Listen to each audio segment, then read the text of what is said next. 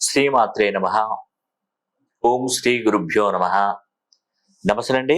నేను మీ రామకృష్ణిహాన్, ఆస్ట్రో న్యూమరాల్స్ని. అందరూ ఎలా ఉన్నారు? మీ డేట్ ఆఫ్ బర్త్లో గనక 3 ఒకట్లు కనుక ఉంటాయి, ఎవరి డేట్ ఆఫ్ బర్త్లో 3 ఒకట్లు అంటే డేట్లో కానీ, మంత్లో కానీ, ఇయర్స్లో కానీ ఎవరి డేట్ ఆఫ్ బర్త్లో 3 ఒకట్లు కనుక ఉంటే వారు అపర కుబేరులు అవుతారండి ఖచ్చితంగా. నేను ఈ వీడియోలు కూడా ఇంతకుముందు కూడా నేను చాలా ఎక్కువగా తీశాను, చాలా మందికి చెప్పాను. చాలా మంది నన్ను క్వశ్చన్ కూడా చేశారు, మీరు చెప్పినట్టుగా మా పేరులో అంటే మా డేట్ ఆఫ్ బర్త్లో 3 ఒకట్లు ఉన్నాయి, కానీ మా జీవితం దుర్భరంగా ఉంది, కటిక దారిద్రాన్ని అనుభవిస్తున్నాం.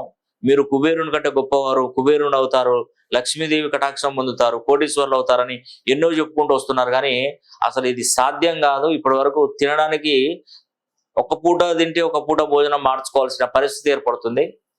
ఎలా సాధ్యమవుతుందని నాకు చాలా మంది ఫోన్ కాల్స్ కూడా చేసి చెప్పిన వాళ్ళు కూడా చాలా మంది ఉండొచ్చు. నేను ఒకటే చెప్తున్నానండి, భగవంతుడు అనేటువంటి వాడు అదృష్టాన్ని ఇచ్చాడు మనకి. ఇప్పుడు భగవంతుడి ముందు మనం నిల్చున్నాం. నేను ఒక పేద ఇంటి వాళ్ళ ఇంట్లో నేను పడేస్తున్నాను, నీకు ఒక బ్రహ్మరహస్యం చెప్పాలి, కానీ అది నువ్వు గుర్తుంచుకో. నువ్వు అక్కడికి వెళ్ళి నువ్వు చేయగలిగితే మాత్రం ఖచ్చితంగా నువ్వు కోటీశ్వరుని అవుతావు.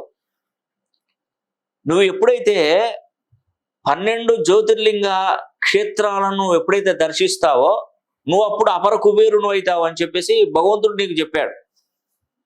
ఇది ఈ జన్మలో, గత జన్మలో, అంటే భగవంతుడు ముందు ఉన్నప్పుడు గత జన్మలో చెప్పాడు. ఇది నువ్వు ఎప్పుడైతే చేస్తావో నీకు అదృష్టం పడుతుంది అని చెప్పేసి అతన్ని ఒక పేదింటి కుటుంబంలో, ఒక పూరి కుడిసెలో ఉన్నటువంటి కుటుంబంలో వేశాడు, జన్మనిచ్చాడు. జన్మనిచ్చి ఆ పూరి కుటుంబమే పేద కుటుంబం. ఈ 12 జ్యోతిర్లింగాలకు ఎక్కడ దర్శిస్తాడు? వెళ్ళలేడు. ఎలా వెళ్తాడు? వెళ్ళలేడు.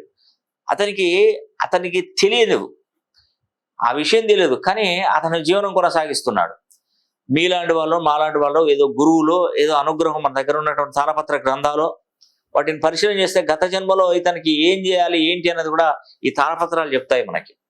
అతను ఏ పూజలు చేసుకుంటే బాగుపడతాడు, ఎక్కడ ఉంటే బాగుపడతాడు, ఏ విధానంలో బాగుపడతాడో ఇవి చెప్పచ్చు. నాలాంటి వాళ్ళ దగ్గరికి ఎవరైనా మన దగ్గరకు వస్తే అతని జాతకాన్ని మొత్తం పరిశీలన చేస్తే మనకు అర్థమైపోతుంది. అర్థమైపోయి నువ్వు అర్జెంటుగా ఒక 12 జ్యోతిర్లింగాలను దర్శించుకొని రాపు అని చెప్పేసి నేను అదే విధంగా ఒక అతనికి చెప్పానండి. అతని జాతకంలో ఏంటంటే ఒక 6 శక్తిపీఠాలను దర్శించాలని చూపెడుతుంది. శక్తిపీఠాలే, జ్యోతిర్లింగాలు కూడా కాదు, 6 శక్తిపీఠాలను దర్శించుకోవాలని ఉంది.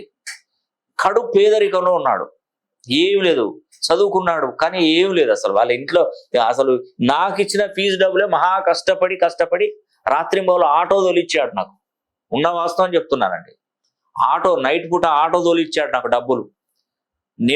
అతని డబ్బులు నేను తీసుకున్నాను కాబట్టి నేను చెప్తున్నాను. నేను ఆటో తొలిపించాడు.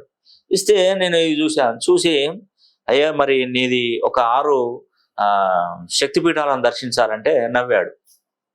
మీకు ఇచ్చిన డబ్బులే నేను నెల రోజులు ఆటో తోలి పైసా నేను ఆటో రెంట్కు తీసుకొని ఆయనకి 400, 500, 400, 300 ఆటో కట్టుకుంటూ ఒక్కొక్క అమౌంట్ నీ పక్కన పెట్టేసి ఇంట్లో గడుపుకుంటూ నేను నీకు అమౌంట్ తెచ్చిచ్చాను. ఇప్పుడు 6 శక్తిపీఠాలంటే నా వల్లగా సార్, నేను దర్శించలేను, ఇంకేదైనా ఉంటే చెప్పండి నేను చేసుకుంటానని చెప్పాడు.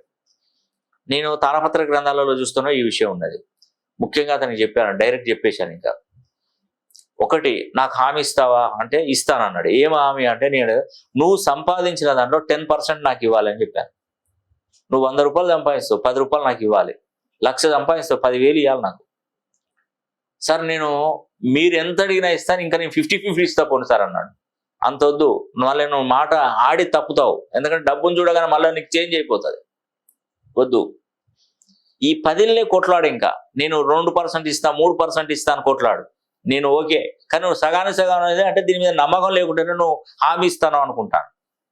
అలా కాదు అని చెప్పేసి నేను అతనికి చెప్పి అతనికి ఫస్ట్ 6 శక్తిపీఠాలలో అన్ని శక్తిపీఠాలకు నా ఆఫీస్ వాళ్ళకి కాల్ చేసి అన్నీ మనకు ట్రైన్ టికెట్లు బస్ టికెట్లు అన్ని బుక్ చేశాను. అప్ అండ్ డౌన్ అక్కడ నుండి అక్కడికి, అక్కడ నుండి రూట్ మ్యాప్ తీసేసి ఈ ఈ 6 శక్తిపీఠాల నుండి కుంకుమను తీసుకొచ్చుకొని 6 శక్తిపీఠాల కుంకుమను కలిపి నేను ఒక తిథి వారం వర్జం చెప్తాను. ఆ రోజు 2 చుక్కల గంగాజలం కలిపి బొట్టు పెట్టుకో అని చెప్పారు. నేను డబ్బులు ఇచ్చానండి. ఇచ్చిన తర్వాత 6 శక్తిపీఠాల నుండి కుంకుమను సేకరించాడు. ఫ్రీగా కాబట్టి నేనే ఇచ్చాను కాబట్టి తిరిగాడు, మంచిగా హ్యాపీగా ఉన్నాడు, పెట్టుకున్నాడు. ఆయన నేను చెప్పినటువంటి కోర్సు కరెక్ట్గా రాశాడు. ఆ పిల్లోడు ఒక్కసారి జాక్పాట్ తగిలిందండి. ఒక చిన్న ఉద్యోగంతో స్టార్ట్ అయ్యాడు, బీటెక్ చేశాడు. ఆ ఉద్యోగంతో స్టార్ట్ అయ్యాడు. ఒక కంపెనీలో ఉద్యోగం వస్తే ఆ కంపెనీ ఇతని పర్ఫార్మెన్స్ చూసి అబ్రాడ్ ఆన్ సైట్ ఆపర్చునిటీ ఆయనకి ఇచ్చేసింది. అతను అక్కడికి వెళ్ళాడు. ఆ కంపెనీ నీకు ఈ కంపెనీలో సగం షేర్ ఇస్తాను, నువ్వు మా కంపెనీలో ఉండే ఎక్కడికి వెళ్ళొద్దు అని చెప్పేసి ఆగబట్టుకొని కోట్ల రూపాయలు సంపాదించాడు. కానీ మాట తప్పాడండి. నేను చెప్పాను నువ్వు సంపాదించే దానిలో 10% ఇవ్వమని చెప్పాను. 50-50 అన్నాడు. 10% కూడా కాదు, అసలు కంటికి కనపడితే అడగండి. అతని పక్క నుండి వచ్చిన అతను నాకు చెప్తే నాకు ఆ విషయం తెలిసింది. మీరు డబ్బులు ఇచ్చి పంపించారు కదా సార్, అతను క్లోజ్ ఫ్రెండ్, ఈరోజు వాడు ఒక మంచి పొజిషన్లో ఉన్నాడు, వాడి రాయల్టీ చూస్తే కళ్ళు దిమ్మ తిరిగి కింద పడాల్సిందే, ఆ రేంజ్లో ఎదిగాడు సార్, నాకు కూడా ఏదన్నా మీరు చెప్పండి సార్, నాకు కూడా అలాంటి ఆ అదృష్టాన్ని నాకు ఇవ్వండి అని చెప్పేసి మోసం చేసేసి వెళ్ళిపోయాడు. కానీ అది ఎప్పటికీ మనకు నిలబడదు. అది మెయిన్గా సంపాదించండి. ఓడలు బండ్లు అవుతాయి. ఇచ్చిన మాటను మనం నిలబెట్టుకున్నటువంటి వాడి పైకి వస్తాడు ఎప్పుడైనా. ఎస్, ఎందుకంటే నేను ఇంత కష్టపడి ఇంత చేసి ఇంత డబ్బులు నేను ఆయనకు ఇచ్చాను కదా, ఖర్చు పెట్టుకొని. ఆ కృతజ్ఞత అనేది కూడా ఉండాలి కదా, అతనికి లేదు.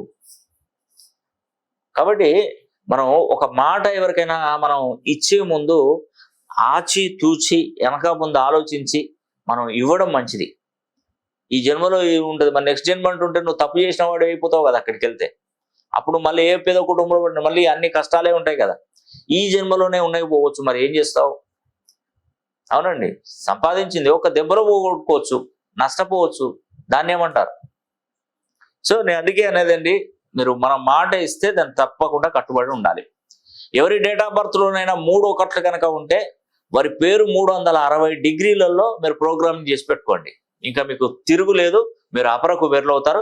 వీలైతే ఒక్కసారి మీ గురించి పూర్తి వివరంగా మీరు తెలుసుకోవాలనుకుంటే ఒక్కసారి పర్సనల్గా నన్ను ఫోన్లో కలిసే ప్రయత్నం చేయండి. అన్ని విధాలుగా నేను అన్ని చూసి మీకు వివరంగా చెప్తాను. ఈ వీడియో కనుక మీకు నచ్చినట్లయితే లైక్ చేయండి, షేర్ చేయండి, కామెంట్ చేయండి. సర్వే జన సుఖినో భవంతు.